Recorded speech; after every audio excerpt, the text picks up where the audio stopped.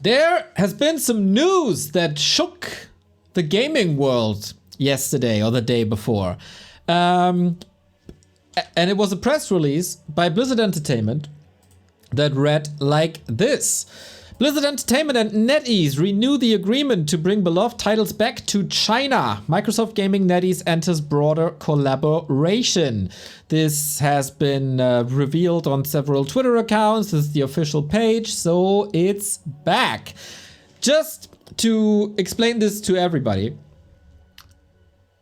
if you are a foreign company and you want to distribute your games in China, you need a local publisher. That's just the rule.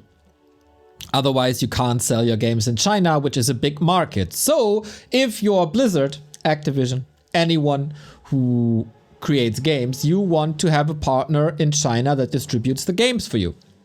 For Blizzard, for many, many years, for over a decade, this was NetEase. This brought us the NetEase battle platform, where we were able to play Warcraft games for a very, very long time. That carried the scene from 2013-14 on, when Europe was mostly playing on W3 Arena. NetEase picked up the game and developed the platform. It also brought us the Gold League, whether it be GCS or WGL, as well as next tournaments, WGTL, etc., etc. Was very, very healthy for the game that we were able to have this partnership, as of course it is a big market.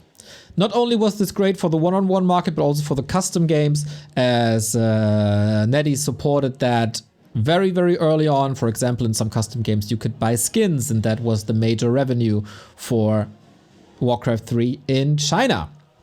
Then last year, there were some renegotiations due. The contract was up, and they couldn't come to a conclusion. They couldn't come to a new agreement. Allegedly, Bobby Kotick did some things that insulted the people at NetEase. On the other side, the Blizzard side of things said that NetEase wanted creative control over the Blizzard IPs. So it was a long back and forth. It was a dirty divorce of a long-standing partnership. And it got very emotional. Like, we talked about this at length. NetEase and Blizzard were so close together that Blizzard statues were built in China.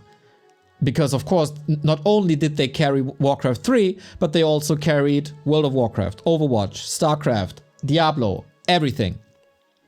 So, people at NetEase got so angry that they destroyed these statues with sledgehammers and axes. That's what they did. Also, they gave out green tea, that's the green tea right here, which is basically a description of a person that is only in a relationship because of money. So a gold digger kind of thing. So it got really, really dirty from both sides. This left NetEase without the partnership to Blizzard, obviously. They had to close down the office where some WGLs were held. I was there in Shanghai. I saw the footage. The office is torn down. All the employees were either transferred to another department or let go. On the Blizzard side of things, this meant that they couldn't publish their games in China anymore, except Diablo Immortal, which was under a different deal. So, huge loss, obviously, for Blizzard. Huge loss for the Chinese players who just couldn't play their games anymore. If you had a World of Warcraft character, couldn't use it anymore. And you spent years on that. So, why did Blizzard not just get a new publisher? All their games have a competitor, naturally. For example, the competitor to Heroes of the Storm would be League of Legends and Dota. So every other big publisher already has games that are competitors to the Blizzard games. And if you get a new publisher, let's say, just assume that Blizzard would be partnering up with Tencent. Then Tencent has to apply a license at the government to be able to publish these games. And getting these licenses, I mean, for Tencent is probably going to be a bit easier, but for every other company, this can take over a year. And then, yeah, you can't sell your game still, even though you have this publisher. So this was a little bit of a problem, I guess. I talked to a couple of people, and I'm not 100% sure if that's still the case, but in Asian or Chinese culture, if you insult someone, like apparently Bobby Kotick did to NetEase, they won't do business with you anymore, regardless of the monetary values. You insulted them so much that it's like there can't be a deal whatsoever. But Bobby Kotick is gone, and Blizzard was bought by Microsoft. And I guess what happened is that the Microsoft people were knocking on the door like, guys, Bobby is on one of his 20 yachts now. He gone. Let's fix this. And apparently they fixed it. This is interesting because, of course, it's the best thing for Blizzard because they don't have to reapply for these licenses. There's probably some people that they worked together before. NetEase did a hell of a job with most of the Blizzard IPs over in China. So that it's a trusted and quality partner. NetEase gets a fair share of the deal because they are now able to publish their games that they develop to Xbox and Battle Pass.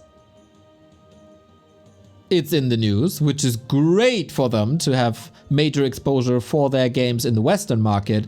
Microsoft is getting their games, not only the Blizzard games, but Microsoft gaming as a whole, on to the Chinese market. So it's kind of a win-win. And of course, for the player base, it's also a win-win. What does this mean for the Warcraft scene now? It is very, very, very hard to say. So what's the status quo?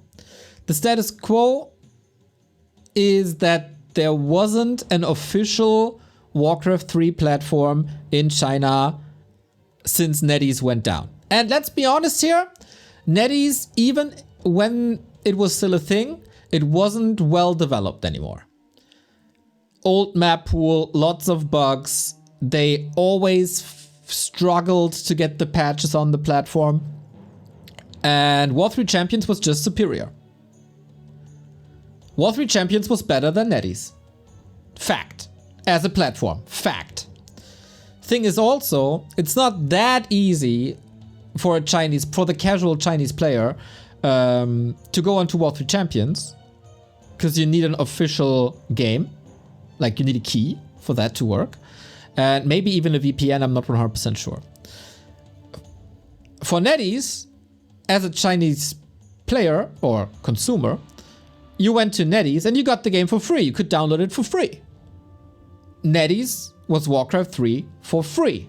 That's why it was so big. So when NetEase went dark after the official thing was over, Sky picked up the pieces and created the KK platform, where again, basically the same as NetEase. It was a bit of a problem though, because I guess it was a fork of the NetEase client because it looks very, very similar and it behaves very, very similar. But they couldn't patch it to the new version. So it was still 1.27, which is, let's be honest, pretty bad for the game.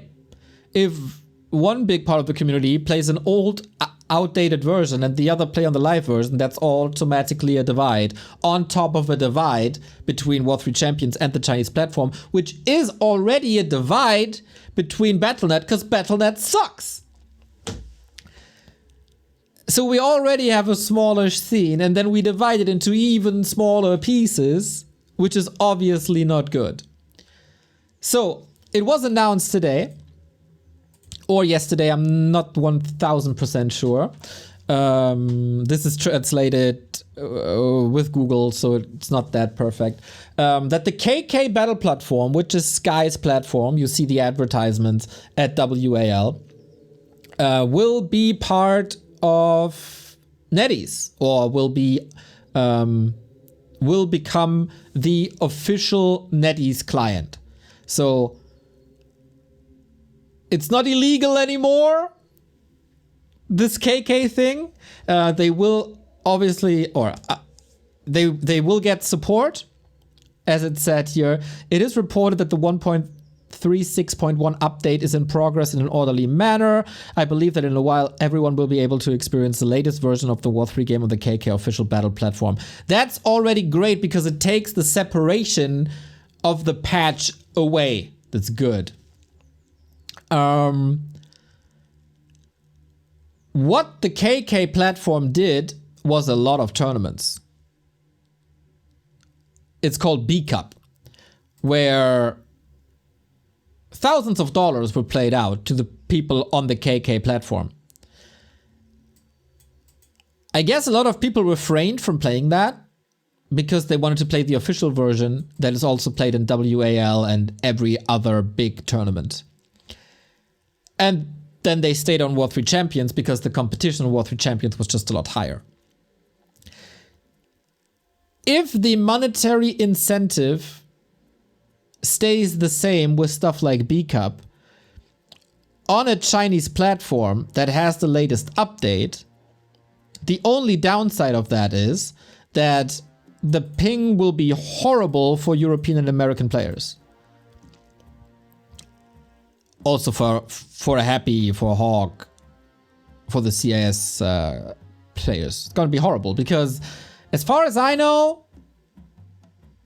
it is incredibly hard to operate a server that is not in China as a Chinese company, and to allow access for non-Chinese users on your Chinese platform, because there is a lot of regulations. Even back in the old NETEASE days, people had to enter like ID numbers that you grabbed off the internet. Everybody knows that meme of the Barack Obama Chinese ID.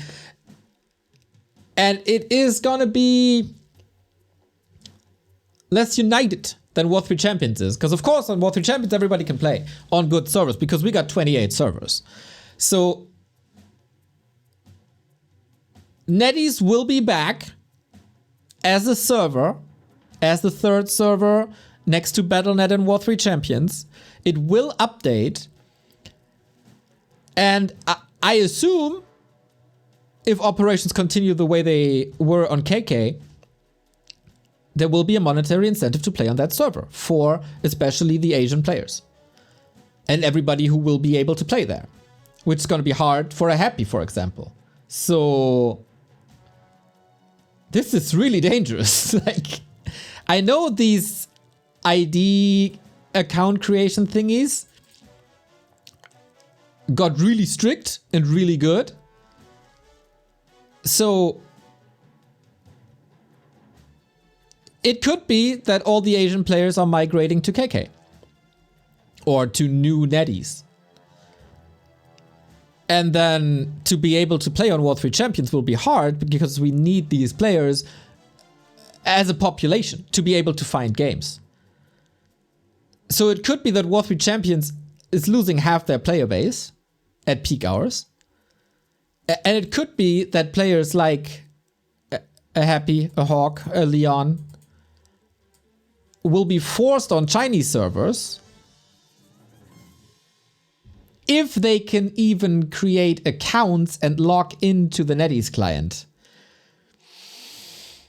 So while this is a huge potential for Warcraft Esports, if they bring back stuff like WGL, it could also be that they just pick up WAL and say, fly Infi War 3 station, keep on doing what you're doing, we pay this. Or they create something new, which would of course be great, but then it is locked behind the KK platform. It must be played on the KK platform.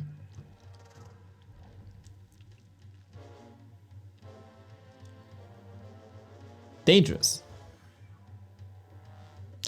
We don't have any details. We have no idea what's going on. It is in general good for the game that China gets an official server once again. But if Warcraft 3 Esports is locked onto the KK server, huge problem. Huge problem. Yeah, huge problem. War3Champions will always be there as a server alternative. We are running global tournaments. WAL is global.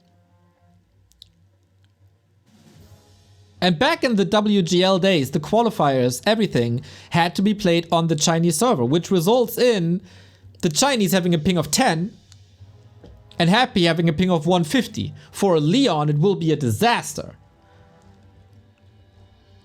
It will be a ping of 220 on top of spikes. So, we'll see.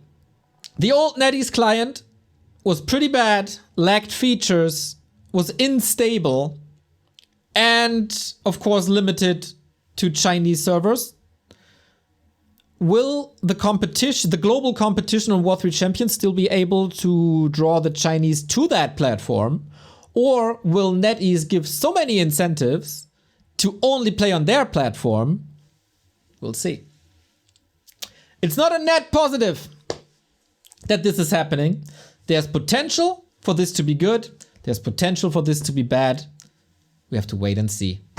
This is the update on NETEASE and Blizzard.